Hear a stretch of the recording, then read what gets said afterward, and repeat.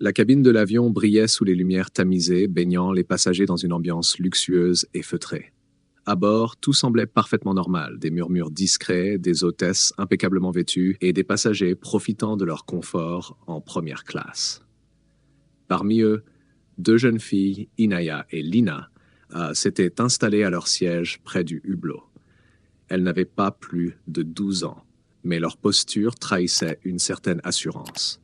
Elles étaient élégamment vêtues, leurs chaussures en cuir bien lustrées, et leurs yeux brillaient devant le luxe qui les entourait. Mais alors que l'avion se préparait au décollage, une voix froide et autoritaire brisa le calme. Une voix qui, en quelques secondes, allait transformer ce vol en une scène d'injustice choquante.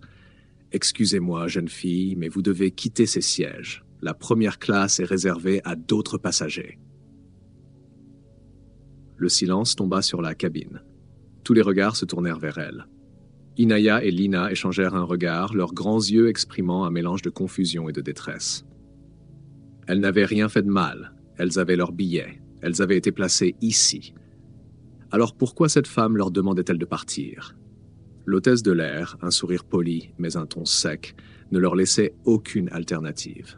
Elle les fixait avec impatience, attendant qu'elles obéissent sans discuter. « Nous avons été assignés ici, » murmura Inaya, sa voix à peine audible. « S'il vous plaît, laissez-nous rester. Nous n'avons rien fait de mal, » ajouta Lina, plus affirmée. Mais au lieu d'une réponse bienveillante, l'hôtesse secoua la tête. « Je suis désolé, mais il s'agit d'une erreur. Nous devons vous déplacer immédiatement. » Les passagers de première classe observaient la scène avec intérêt. Certains murmuraient entre eux, d'autres restaient indifférents. Puis une voix grave et calme transperça le silence. « Y a-t-il un problème ici ?» Tous les visages se tournèrent vers l'entrée de la cabine. Un homme grand, à la prestance impressionnante, se tenait là. Son regard perçant balayait la scène avec une intensité glaciale. Son costume parfaitement taillé soulignait sa stature. C'était pas un passager comme les autres. C'était Elliot Warren. Les murmures s'amplifièrent. Certains le reconnurent immédiatement.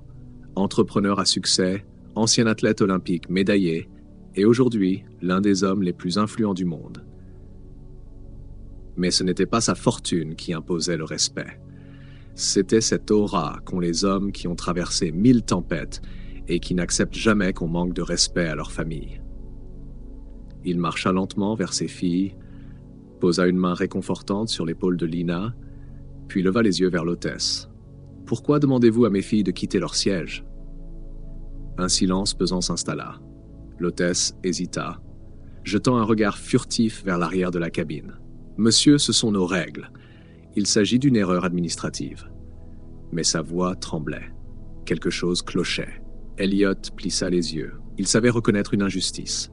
« Vérifiez avec votre pilote. Je veux une explication claire. » Quelques minutes plus tard, le pilote entra. Un homme d'une 50aine d'années, l'air tendu. « Monsieur Warren, » commença-t-il. Mais Elliot l'interrompit. « Vous avez demandé à ce qu'on déplace mes filles, n'est-ce pas ?» Le pilote cligna des yeux, pris de court. « Ce n'est pas... Enfin, nous avons des politiques concernant la première classe. » Son hésitation en disait long. L'hôtesse baissa les yeux, mal à l'aise. « Non, ce que vous avez, ce n'est pas une politique, c'est un préjugé, » lâcha Elliot d'un ton glacial. La tension monta dans la cabine. Des passagers filmaient discrètement la scène. L'hôtesse jeta un regard désespéré au pilote. « Vous m'avez dit de les déplacer, » murmura-t-elle. Le pilote pâlit. Il était pris au piège. La vérité éclatait en plein vol. Elliot s'avança d'un pas. « Vous avez tenté d'humilier mes filles. Pourquoi? Parce que vous n'avez pas cru qu'elles avaient leur place ici ?» Le pilote baissa la tête. Il savait qu'il avait perdu. « Vous allez vous excuser, maintenant. » Sous les regards des passagers, l'hôtesse et le pilote s'exécutèrent. « Nous sommes désolés pour l'erreur, » bredouilla le pilote. « Nous nous excusons pour ce malentendu, » ajouta l'hôtesse, la voix tremblante. Mais il était trop tard. Quand l'avion atterrit, l'histoire ne s'arrêta pas là. Des vidéos de l'incident inondèrent les réseaux sociaux. Les journaux en firent leur une. La compagnie aérienne publia des excuses officielles à la famille Warren. L'hôtesse fut suspendue. Le pilote aussi. Elliot et ses filles quittèrent l'aéroport la tête haute. Ce n'était pas qu'une histoire de siège.